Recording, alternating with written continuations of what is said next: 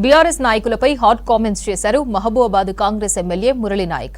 జిల్లాలో 3000 ఎకరాల ప్రభుత్వ భూమిని 10 ఏళ్లలో బీఆర్ఎస్ లీడర్లు 100 ఎకరాలకు తీసుకొచ్చారని విమర్శించారు. కబ్జా చేసిన భూమిని ఇంచు కూడా వదిలిపెట్టకుండా ప్రభుత్వానికి అప్పగించాలన్నారు ఎమ్మెల్యే మురళీ నాయక్. లేదంటే ఎవరిని వదిలిపెట్టేది లేదంటూ సీరియస్ వార్నింగ్ ఇచ్చారు. మహబూబాబాద్ లో ప్రజాపాలన కార్యక్రమంలో ఈ కామెంట్స్ చేశారు మురళీ నాయక్.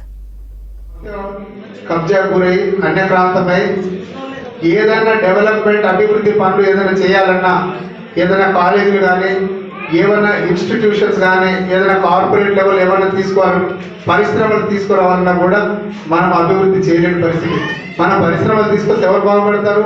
మన ప్రజలకు, మన మహబూబాబాద్ జిల్లా వాసులకు, వాళ్ళకు ఉద్యోగ అవకాశాలు పెరుగుతాయి. అవునా కదా?